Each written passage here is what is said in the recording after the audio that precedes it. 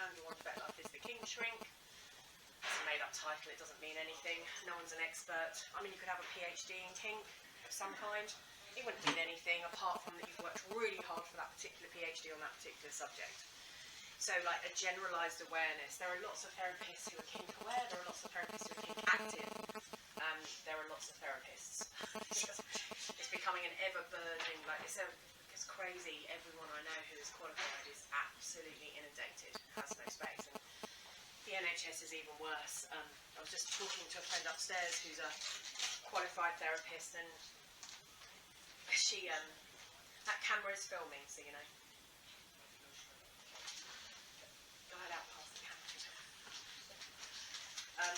And you know, she's a psychosexual psychotherapist, same as I do, and or similar. And on the NHS, she sees people every 4 weeks. That's it. That's all they get. And because there's such a long waiting list, they want to make their numbers look okay, so they've taken it down. So now we'll see you quickly, but you're only going to get an appointment every 4 weeks or so. So that's quite horrific.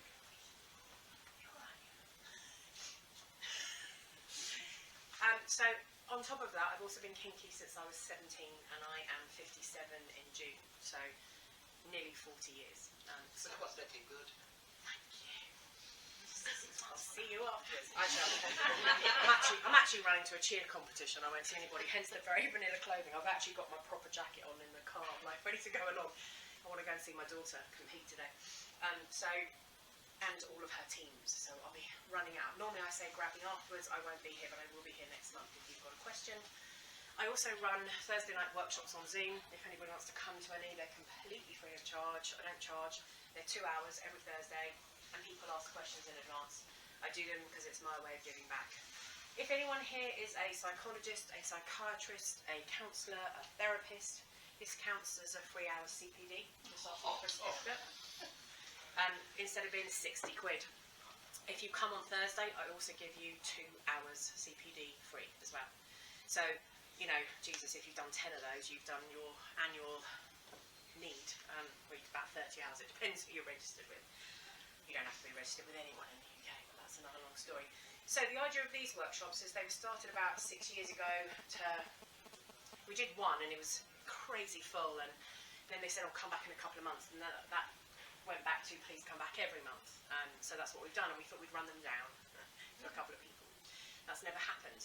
The idea of these, though, is for you to ask a question. So I never know what's coming in these workshops. The idea is like, what would you learn from today? What do you want to share? Because it's not just learning from me. Everyone in the room has got something to say. People are experienced. Like, so who here has been in kink for a year or under? Who's quite new to kink? Okay, 5 years and under? 10 years and under?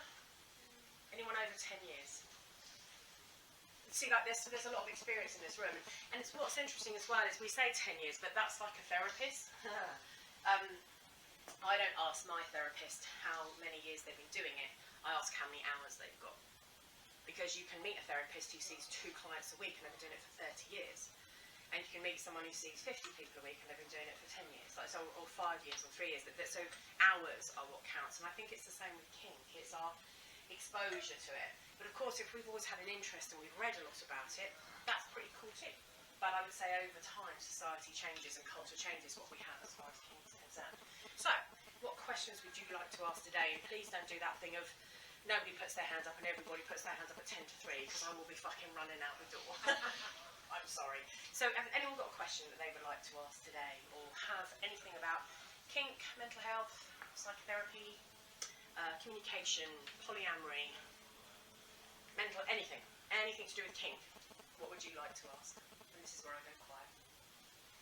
How do you get past a pain threshold block? Tell me what that is. Sorry, I worded that wrong. No, it's okay.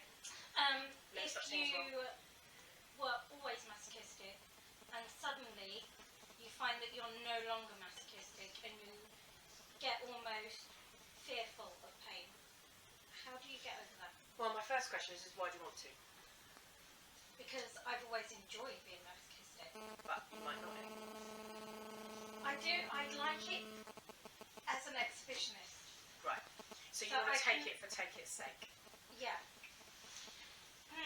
No. Not quite. I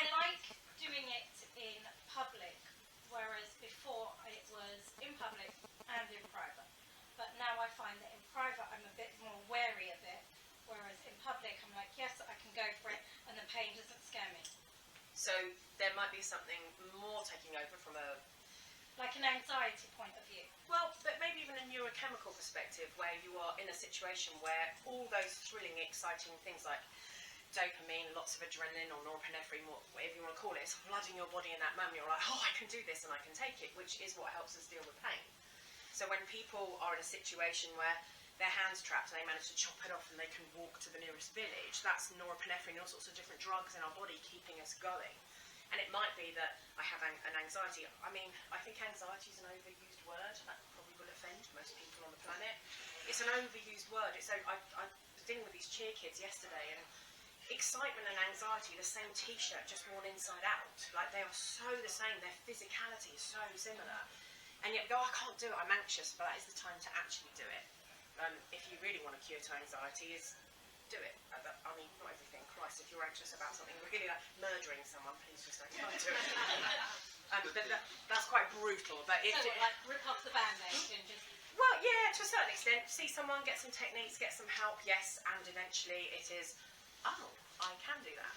And it's learning to live with the physiological consequences and implications. However, I know a bit of your history. So I'm aware of a little bit of your history. So I'm aware of, you know, how free am I to talk here? Go for it. Right. So thank you. I'm aware, like, for example, you have had some terrible injury issues. Yeah. Opening up skin and all sorts of stuff and not healing. And that sort of thing can really worry us and get in the way. So our experiences, when they come up, impact what we're about to do. They inform us. So when you look at the brain and the way it works around emotions, is we have patterns, and those patterns dictate how we're going to feel, experience, see, or think about something. And those patterns are really important. When you see a piece of information and you don't have any pattern related to it, you kind of can't see what it is. So we look around and say, what's the closest pattern I've got? And we have that one. And then we put it on that and say, well, that's the way it is then. Because we'd rather know than not know, because human beings are a bit like that. And it might be that there's some danger in there for you. It might be that there's some fear. It might be that you just aren't enjoying pain in the same way. We do change. I would argue that so 40 years I think is quite a long time. I might be wrong, but I think it's quite a long time having been a submissive, and I've switched in that time and gone back to being submissive. Which I am, honestly. Everyone thinks I'm a dominant. I'm not. I'm really not. So it's, and I've definitely changed. My desires have changed in that time massively. I've gone through looks and different things that I like and cycles. Could you be going through a different cycle? Could it? Possibly. I mean, I have gone through a cycle and now come back to the submissiveness. Okay. So could your there pain is be that. doing the thing? Same thing. Your desire for pain, could it be doing something similar? Possibly, but there's something in me that wants to go, I want it. Why? Because I enjoy it, because it brings out something in me that I like being. So if you really like that and you've got a problem with it, I'm going to turn to you and ignore her then for a minute. Because if you have a completely consensual DS relationship, which I know that you do, if that is the case in this scenario, I'd beat her through it. But then again, I'm caring. And that's the problem, isn't it? Love always gets in the way. Care always gets in the way. When someone says beat me, we go to beat them and they go, maybe not that much. Are you okay? What else should I do? Oh my God, are you okay? And it's an interesting one, isn't it? So do you really want it? What does it mean? Do you want it because it's old? There are a lot of people who say, I wish I had the body I had when I was 14 or 15 or 16. And pretty unlikely for a lot of us. Not always. It varies. We always want things that we've had potentially because we know them, and you know that you like the end result. Is there a different way for you to get your end result? Does it have to be about pain? Could it be extreme pleasure? Could it be something else that really floods and fills your body? I don't know. I've not explored enough around it. So is it worth it? What would other people say? What advice would you give to somebody who says, I've got a mental block? Like a lot of things with mental blocks, it's the way we visualise them, it's what we do. I work a lot of sports mental blocks. If you ask most people, it takes time to work through them, but at the end of the day, it's about doing it. You speak to any athlete, it is simply about doing it. Because also, our brain gets in the way when we're in danger. So when you think something really bad is happening and you're scared of something, your sympathetic nervous system goes, fuck, watch out! Even if it's not needed. There's like a mice crossing the road, or a mouse. And you're like, oh, we have a really strong visceral response that informs you of something. And you listen to that because that's your pattern. Ah, that's bad for me, I better not do that. That will be bad for me, I better not do that. So it's all based on your pattern. And so if you are in that situation, you might have done a round off back handspring full twist 300 times in your life and landed every single one and been absolutely okay. But the day you land one and you twist your fucking ankle or you break your arm, that has so much more power in your bank and your pattern than the 300 you did. So sometimes it's really important, and especially when we're playing, to say, rather than, well, that didn't go well, what about this? You know, the old-fashioned shit sandwich is a really good idea here. That was really good. That wasn't so good. That was really good.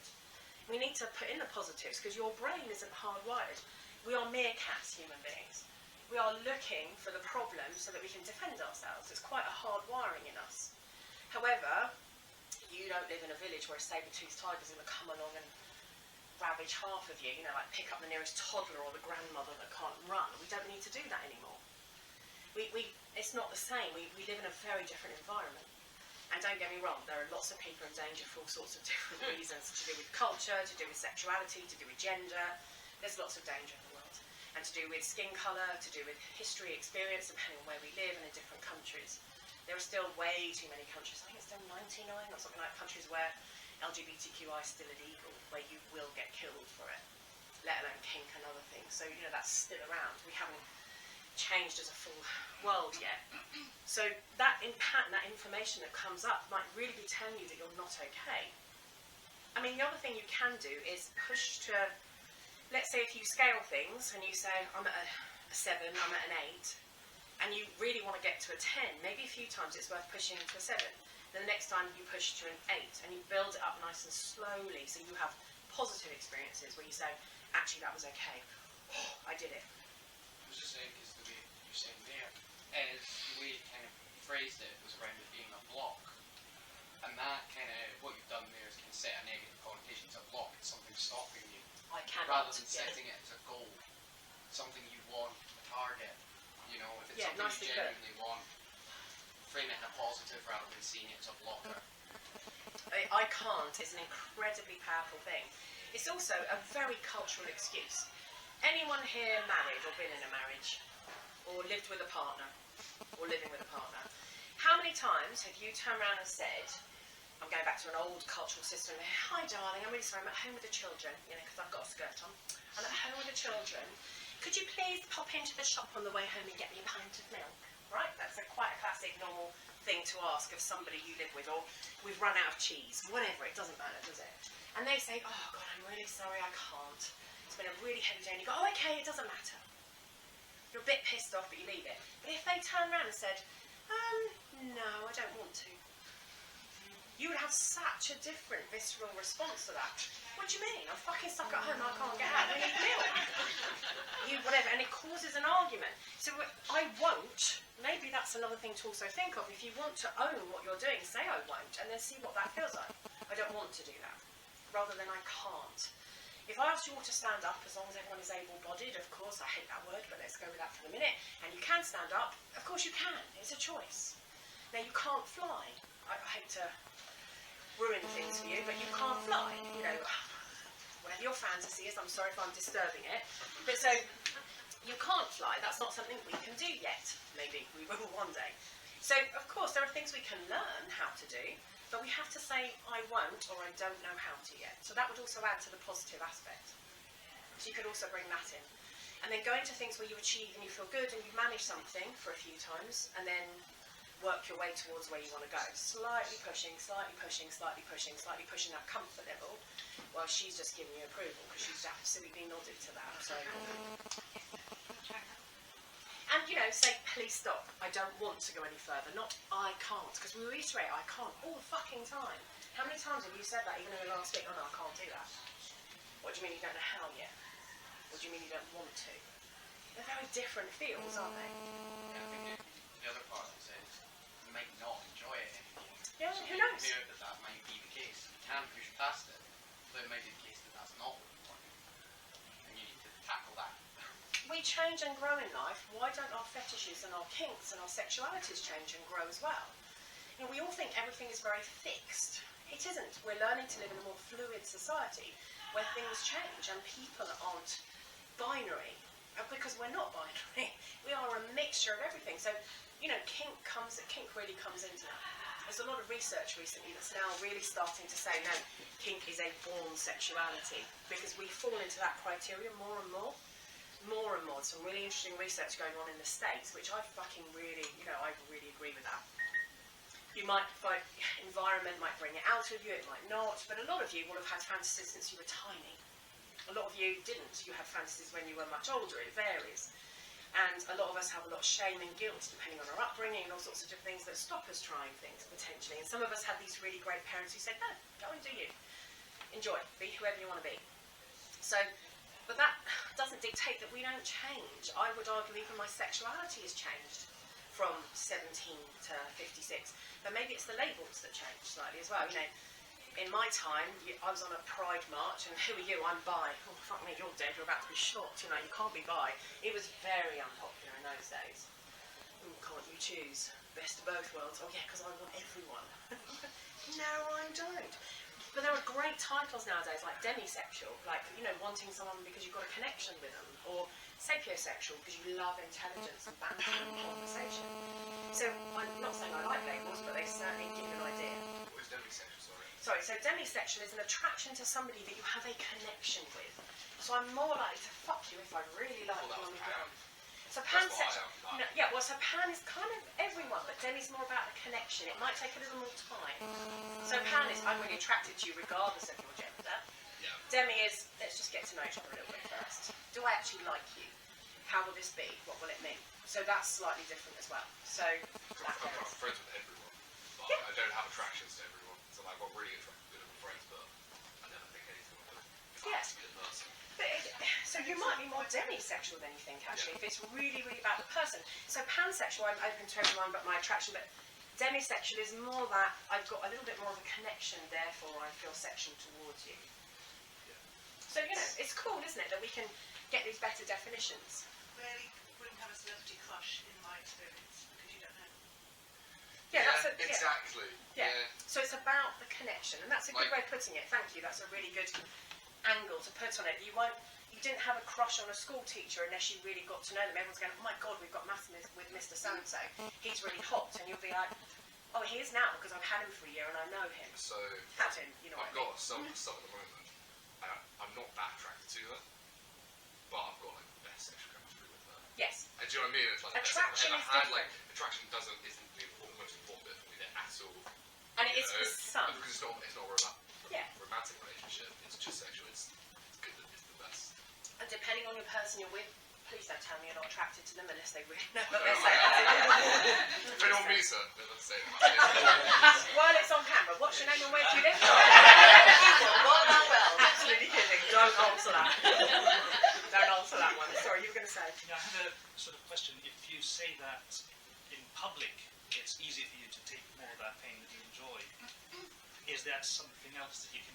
Is there something else that you could add in private to replace the public thing that could help you? Or add to the public, like Yes. filming it or doing it online or Well, I mean, setting up a show, earn some money from OnlyFans. I mean, there could be aspects that could be added in private that could provide something similar to what the public does. I don't know. Might be worth thinking for. Don't draw the curtains or we'll leave the window. They don't do Have some cameras on me. I'm such a prude when it comes to these sorts of things. Close your fucking curtains. Your 10-year-old who lives next door does not, or actually in the house, does not want to hear or know it. And as it's been phrased as a block, I also wonder if maybe the kind of techniques you use to get past a creative block would help. So do something that isn't what you're trying to do, but kind of runs parallel to it. So if you're writing, it's writing about something that you're Different, not yeah. trying to do. Yeah, Or good points. Tackle a different kind of thing that has some relation, but isn't the thing that you're unable to achieve yet. Yeah. So with pain, I run a workshop on pain that is, and it's ironic if I get dominants and submissives, especially if they're in the same couple, because I give everyone techniques to make pain worse for people and pain better for people. And it's like, who can shout the loudest in that one moment? So it could be that you confuse your mind. So if you have ear pads in, You know, if you take away a lot of your senses, or you have to say a poem, or you have to do something else, pain changes. It can make it worse for people, it can make it better for people. It depends on the sort of human that you are. It could be that you cheat and take a couple of paracetamol before you start. Other drugs are available, and of course, please make sure your allergies and everything else, and blah, blah, blah, medical waivers. Little things can really help, even psychologically as a placebo. And as you say, if you do something very different, or it's you mix up sensuality, like you just bought that flogger that's purely made of hair, that's not going to hurt. I mean, unless a few hairs come off and sticking you. But your new paddle was really not two opposite ends of the spectrum. So, actually, it's only, I only know that because you showed me upstairs. So, of course, that might come into it. So, yes, you're right, do something creative alongside that has the same principle. And when someone has a sports block or a mental block when they're working on, it's very similar to creative. It's a question of go back to what was before so you can work up to what was. You know, doing the right rotation on a tumble mat or something, so you start to get the right sort of feeling going. So you're familiar and comfortable and you go, I can do this. So you create positivity. So there are lots of ideas that you can, some of those hopefully will help. Thank you. You're really welcome. Sorry, you were going to say? I'm not going to say it, but well, we just wanted to ask you another question. Fire ahead. So, can we talk about the shame? No. Sorry, go on. Can we talk about the shame of sex and how that impacts Sex? the guilt, the shame, the historical nature that sex is, how we've been perceived and what it's been labelled as negative, bad, no good. How can we talk about that? Yeah, we can. So, okay, it's interesting. What's the difference between shame and guilt?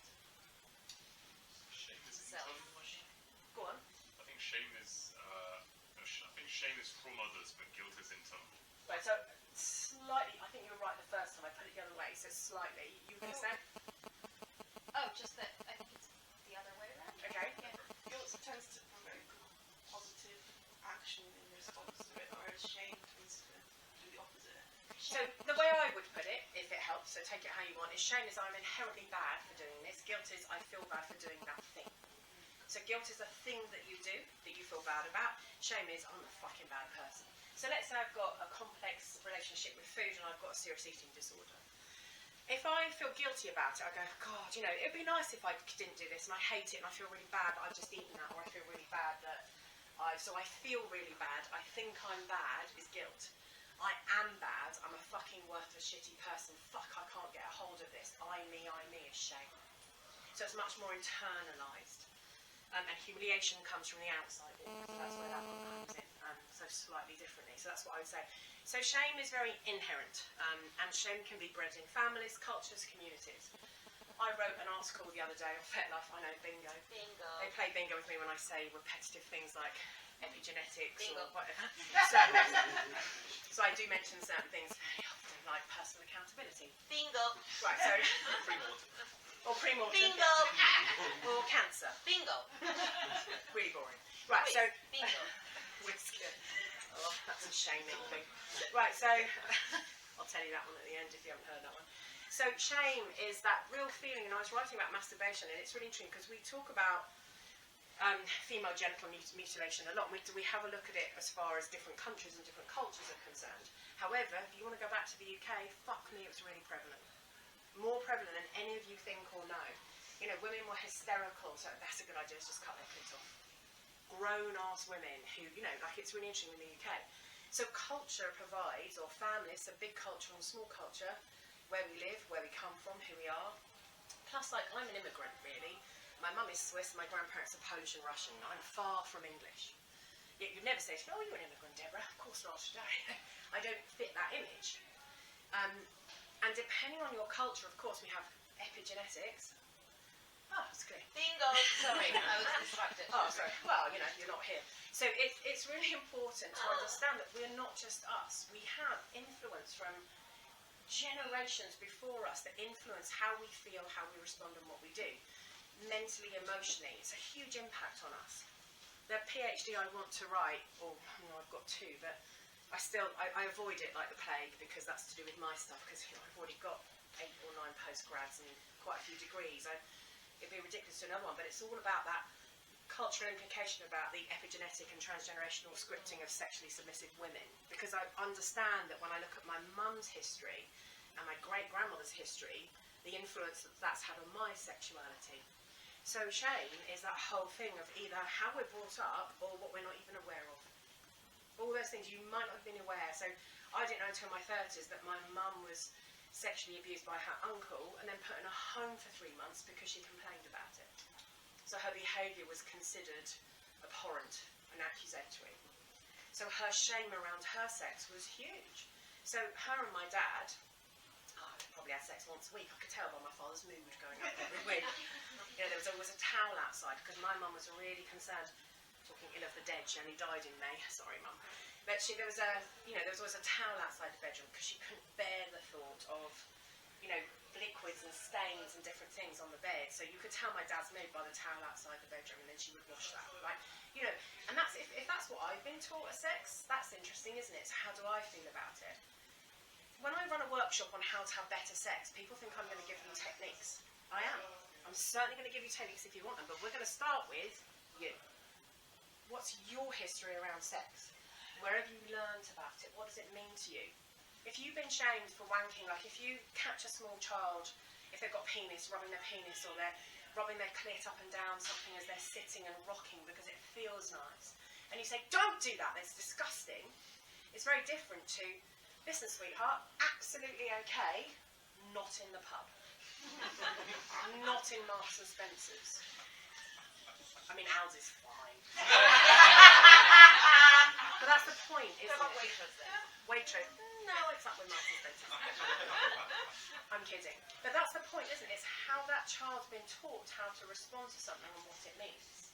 And the impact of that. And sometimes when you start to believe that sex is dirty or bad, and I'm going to be very, very gender-based here, I'm sorry. Little girls, so people who are born, cis-born girls, are really taught that sexuality isn't okay. Little boys tend to be more told that it's okay. Go out, be a lad, it's fine. And we all say, no, the world's changing. It fucking isn't, because I tell you what, I see children regularly. And I can't tell you the shame that's still there with children, depending on their culture.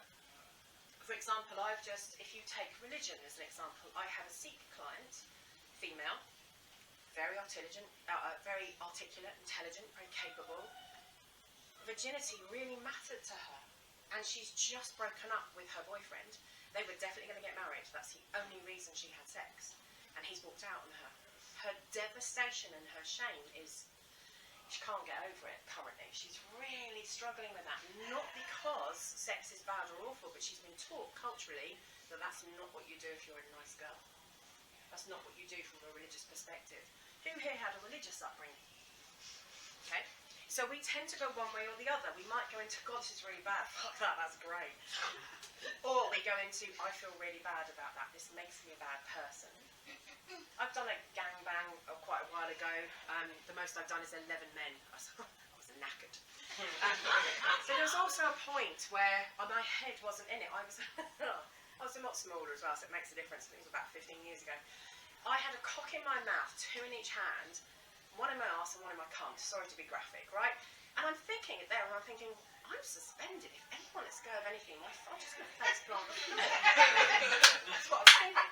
But at the same time, I was also thinking, and you've got to be really careful. I was sort of, I'm doing that as if they were massive.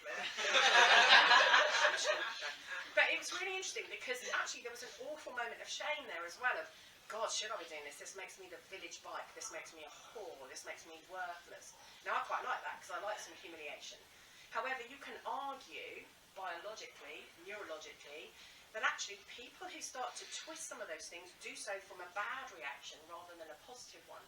This is awful. The only way I can make it okay is if it turns me on. This feels bad, so I'm going to make it sexual so it turns me on. So some of us, yep, we're here, we're having a great time, and some of us, it can come from a negative space. So we have to work out, I was speaking to a female submissive the other day. Why does female matter? It does, because of her upbringing culturally, and this whole thing of, and she just turned around and said, am I a bad human because I want this stuff? Am I a bad person? That's really heartbreaking to hear.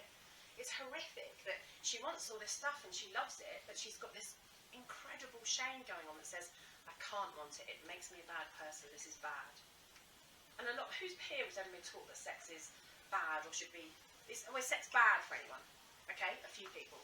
Should sex be safe for marriage, heterosexually, and having babies? Definitely. Oh yeah. Yeah. And has anyone been brought up being told that no, fuck who you want when you want to have an awesome time? A few, but look how a lot less in the room, isn't it? But actually, you can also have a shame reaction to that one. It's always coming from a point of from what I'm trying to say badly is that sex always comes from a negative from the society that we've grown up in. Yeah. It's coming from a negative, and how do we then?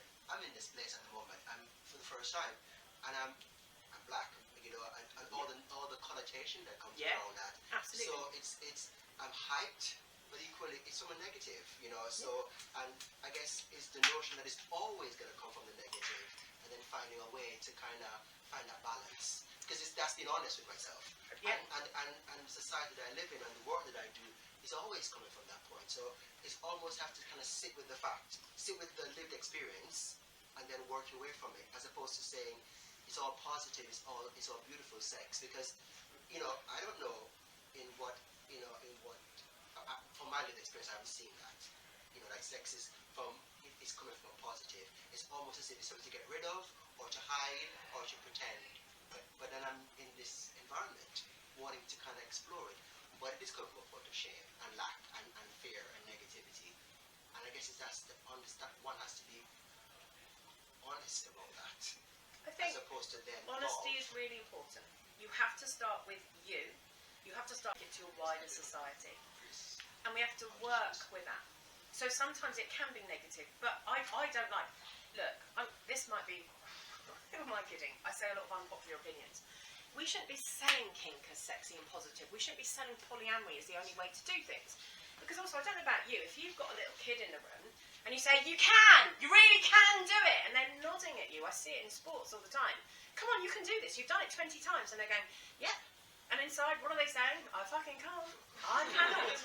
It doesn't feel that way. So the more sometimes we talk to someone and say, no, you should absolutely do poly. You are not normal. You don't understand what poly's like. You should absolutely do it. You're just pushing them further in the fucking corner so they don't see what you're saying. Have a conversation with somebody. Have a conversation with yourself. And the key to shame, 100% all of the time, is compassion. It's that ability to say, wow, I really think that about myself. Where does that come from? What's that about? What do I want to do about that? Is it so awful? Like, if you've got a strong trauma history and you are incredibly capable and alert as a result. Now, I don't want to turn and say to you, aren't you lucky you can do that because you've been through fucking hell, right? And at the same time, those two things do coexist. You are incredibly resilient and capable. We all need a little bit of a struggle to learn resilience. Do you think kinks or fetishes normally come from past traumas? Do I think kinks come from traumas? Yeah. Depends Past on the person. And also it can come on past traumas from 300 generations ago. Repressed memories? Can do. Like, so who knows? So give me the person and give me 15 hours of conversation and I'll answer that, and it'll be different for every single person. This is the problem. So is there arguments it's genetic then? It's ingrained in you, you both. have a choice of that? Genetic or environmental. Because you can, look, go on. Almost. I nearly said epigenetic. But so the point is, yes, it's both. It's either or. So when we are predisposed to something, like genetically, let's say I'm gay. Let's say I'm gay. Right, so is that... That, yeah. No, I'm talking about more like specific. It's like fetishes then. So Well, when so you're let's- looking okay. more in-depth into something. Different question. Humiliation or... Right, different question. So a fetish is different to kink. Kink is the umbrella. A fetish is something that comes, which we could classify as kink. And some people will say kink is a fetish. I disagree. It's the other way around. So a fetish is something very specific that turns us on. So it might be that I want to see those boobs every time I masturbate. Right? She lifts them up and then... Right, so it might be that. Or it might be that I want to smell that smell. It might be that I want that bee sting. It might be that I want something. So fetishes, when we need something in order to feel sexually aroused, or we have a sexual arousal to something specific, like a silk shirt, like silk or satin, like can I stroke you, can I touch you, immediate hard-on or immediate creaming, whatever you call it. That is very much based, that is very much based on an experience. Okay. So you had an experience when you were little that maybe you had some form of arousal and you looked at your mum's feet. quite a lot, and you can associate the two. So fetishes come from an experience. Look, you can be really not conscious of that. Fucking hell, how are you going to know? I don't know about you, I don't remember when I was 2. I just don't. I don't really remember when I was 3 or 4, to be fair. I don't have many memories from that perspective. I do know that being submissive has always been inside me, but I don't have any fetishes as such. So fetishes are different to kink, yet they are in the same. Does anyone disagree with that? Anyone here do that for a living? Disagree or like? I agree with the 3 to 4 year old, but there is a reason for that. Go on. It's the way your brain develops and the growth of your brain in the early stages of life. I don't know what particular part about it is, but it's, in the early years, your brain is getting larger, it's growing, it's replacing cells in your brain, and certain cells which have a memory of that 3 to 4 year old is disposed of, whereas new cells come in, and it's leading search into Alzheimer's now, how they can grow those cells back into people. Yeah, so in the first 2 years of your life, your limbic system, which is your old brain, which is all about the sympathetic nervous system, which is your fight, flight, freeze, friend, fuck, foe, flop, fawn response, is a major part of our brain. And it might be that when certain things, you've got your parasympathetic and sympathetic nervous system, and if your sympathetic nervous system is on a heightened awareness and alert, that gives us a lot of feelings and a lot of heightened emotions. And if at the same time we have some form of response, so I agree with you, it's the same argument is what I'm saying. So we might have a very heightened response. If you think about the sort of symptoms you get in a panic attack or anxiety or stress, they're almost identical to excitement, apart from maybe 3 or 4 aspects. They are identical. The heightened heart, the dryness, the, oh fuck, I'm so excited about this. Ah, and I feel my stomach churning, and I feel, but it's exactly the same as, oh fuck, I'm having a panic attack. They're so fucking similar because they involve all the same part of the brain. There is no difference. So it's the same t-shirt inside out again.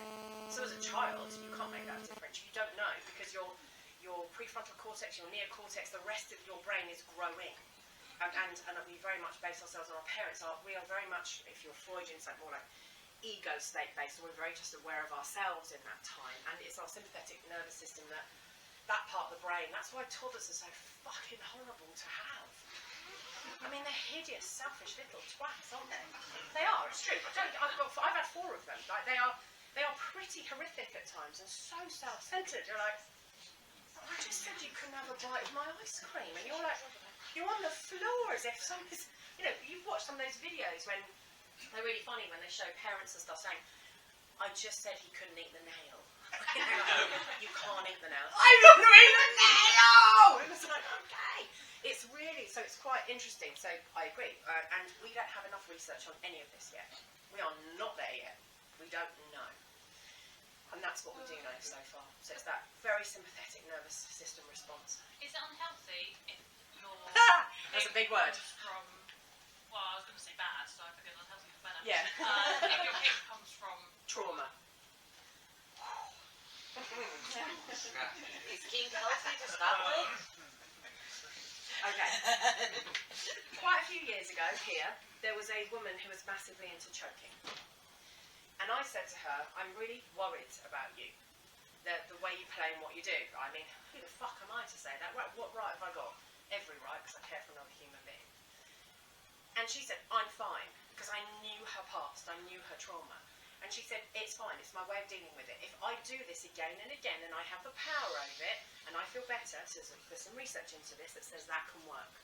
So if you replay the same situation that you were in, where you received a trauma, or you experienced a trauma, like a rape or an attack or some strangulation or anything else as well, there is some research that proves if you keep doing it, it could make you feel better because you feel powerful about the situation. My issue with that as a trauma-trained therapist, not trauma-informed, trauma-trained, work with this a lot, is cellularly, mitochondria, other parts of our cells, don't know the difference with our brain that we are re-experiencing something that is traumatic. So each time we re-experience it, which actually can make the trauma worse. If you have a trauma, it's like, this isn't true. Anyone here a fucking brain scientist or a neurosurgeon? Like, so this isn't factual. I'm giving you a metaphor, an image here, right? So here's your brain. When you have memory, you get an experience and it sifts through your brain, and we park it. If you take the car park analogy, anyone's done psychology, you've got like 7 spaces. I park that bit there, I remember that bit, that goes into short term, that might go into long term memory, this might go into something else. Here we go. Great. Apart from lyrics go into their own space and you remember them forever. they are actually a different part of the brain, that's why. So but if you have a trauma, it doesn't go through. It sits on the top. This is the way to explain something. If you want to overcome a trauma truly, what you need to do is to sift it through with help and work through it. If you keep repeating it up here, that can be really beneficial. Some of it might go through until the moment where someone doesn't quite listen to you and it goes a bit wrong. Then the trauma that you experience in that moment is fucking 30 times worse. So I meet a lot of therapists who say, no, I'm really into someone re-experiencing their kink and really getting their power on and having a fantastic time. And I've watched it too much because I've worked with kink for too long, where that works for 3 years, it works for 5 years, and then we do a bit of research and we ask those people and they go, yeah, it's worked for me, but you don't ask them 10 years later when potentially it hasn't. So I think it can be really beneficial. I'll come back to you in 1 second. I think it can be really beneficial. But then let's say you're doing some rape play and you have a safe word and you say no, or just something goes slightly wrong, but you're still powerless because your brain freezes. You can't remember the safe word. You're not in a good place. Your brain's gone, and all of a sudden you have the most awful fucking experience, which actually re-traumatises you. That's the danger. So should you not? That's utterly personal. If you are safe for yourself and it's going quite well and you find it, just also be prepared that it might go wrong. Honestly, for me, go and see a trauma-trained therapist, work through the trauma, and some trauma fucking therapists are absolutely horrific. We are horrific at what we do as well sometimes. It doesn't always work. So what's right for you is so independent. That's such a complex, long question. I would say, as long as you are safe, keep going. If you trust the person you're with, keep going. If you feel something isn't right in the relationship, things are starting to shift, I then wouldn't play that. Because the likelihood of it going wrong is, I'll come back to you in 1 second.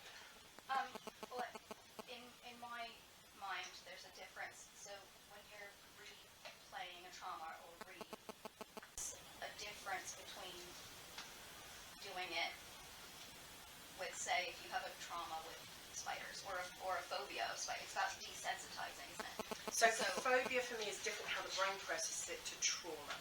So with phobia, I'd say, put yourself in a box with 300 spiders. No, thank you. You won't die.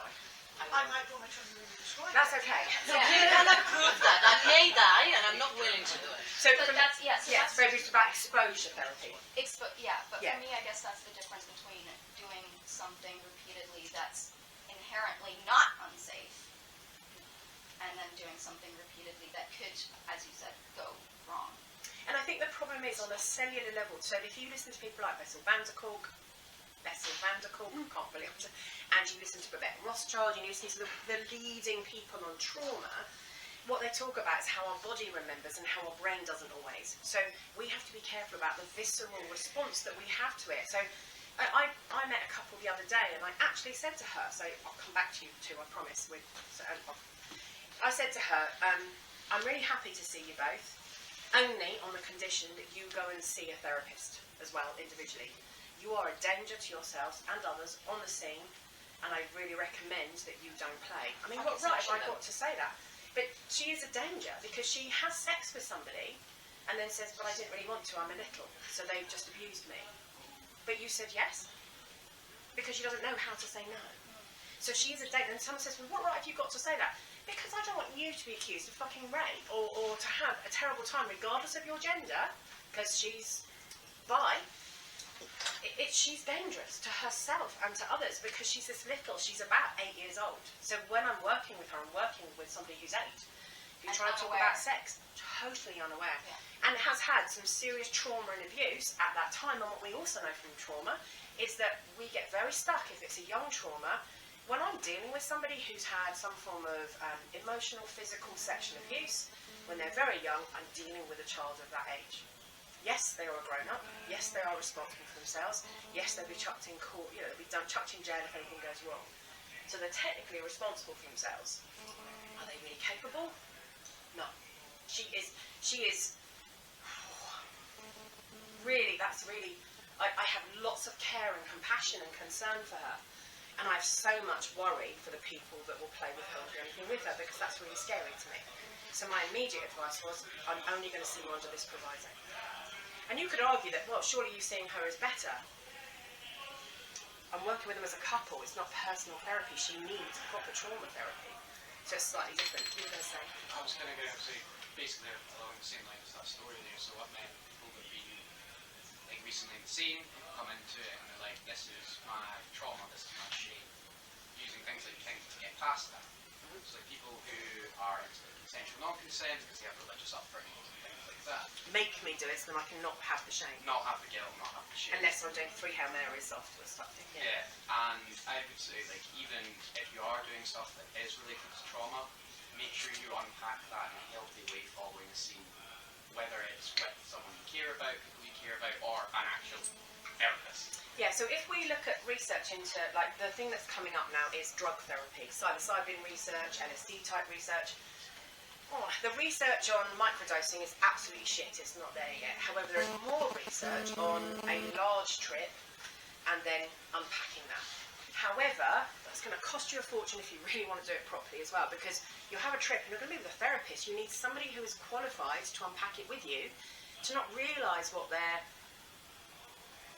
It's really important that I don't collude sometimes, it's really important that I challenge sometimes, and it's really important I have to do things in a certain way.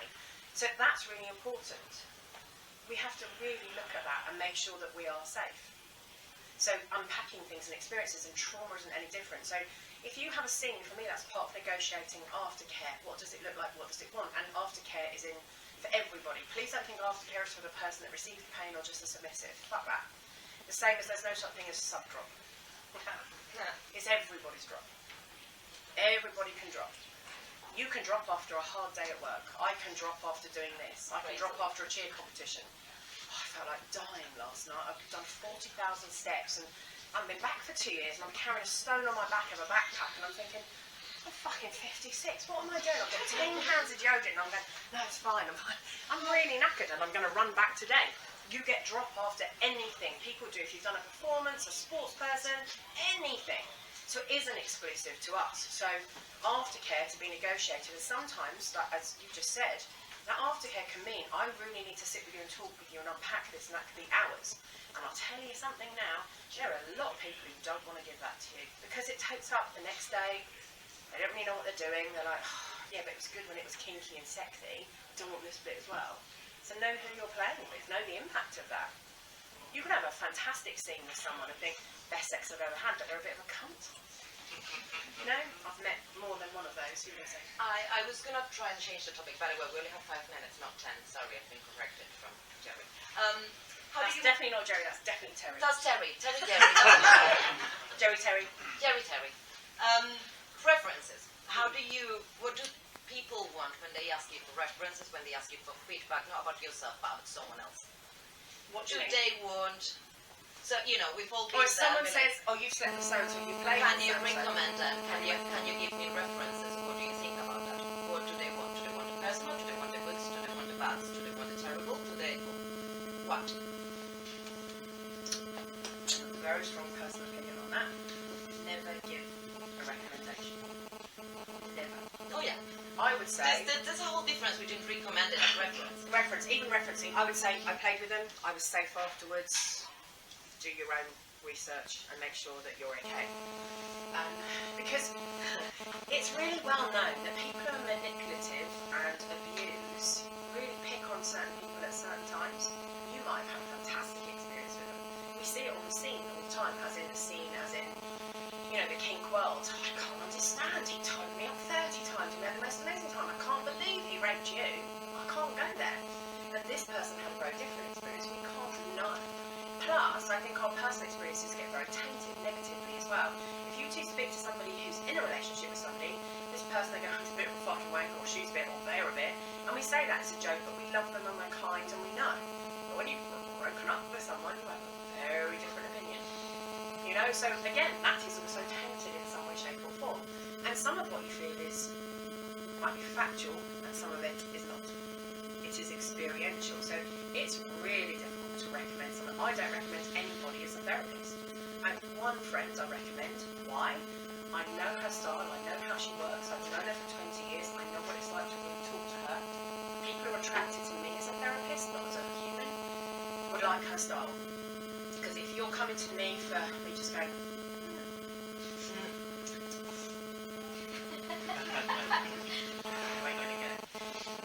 I will sometimes, don't get me wrong, and other times I will go, what the fuck are you doing?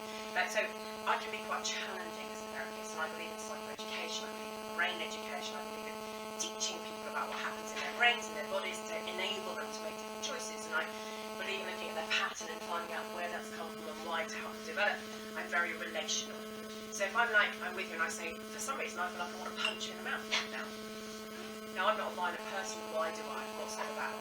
So we'll use that relationally. And actually I did physically say that to someone quite a few years ago, and he said, I think that's what everyone thinks about. Why then? Okay, but what's going on here? Now we've got this beautiful dynamic where we can unpack everything, because I've been really relationally honest. It's a very different approach. So our experience with one person is so, I mean, our perception is reality. Two people, like you're opposite me. So you're in the middle of a flower, I'm in the middle of a flower. Your petal comes out to somewhere in the middle, my petal comes out to somewhere in the middle. That tiny bit where we meet, that is fact, that is truth. This fucking great big here is my perception, your fucking great big there is your perception. And they're both our reality, neither of them are factual, they're true, they're real, they're facts. And one thing I say is, can I prove it in a court of law, can I prove it in a lab? No, if not, it's just my opinion. And my opinion is based on all sorts of different things for different reasons. So I think people come wanting confirmation. Are they okay? Yes, good. Well, no, there's also this. No, thank you very much. Because they just want confirmation that they're right often, or because we're already in, this person looks really exciting. So I think there is that to it too. I think I've got to wrap up slowly but surely. I'm here next month. Am I here the month after? I know I'm not here in July. Do you know here in May? Is it May? I think it was May. Don't know. Like cheer competitions. Oh, I'm not here in May because I'm in Disney World doing cheerleading. Excuse me, can I go with you? Take me your bag, please. My daughter's gym is defending their already twice world championship title. I can bring you along. I've got to look after 20 kids. Do you really want to do that? 20 kids in a villa. I've done it worse. Yeah. Right, anyway, so yeah, I can't wait for that. So I'm sorry, but I will be here next month as well. If you want anything covered, and come along if you want to the Thursday workshops. As I say, completely free of charge. Lots of people do. It's online? CPD. Is it online? Yeah. Yeah. So it's a Zoom link. Are you on FetLife? No, I will. Okay, if you go onto FetLife, which is completely free of charge, I'm not advertising it, I don't work for them or anything. If you add me as the Kink Shrink, I put up a thing every week, and it's the same Zoom link every Thursday, and there's something else.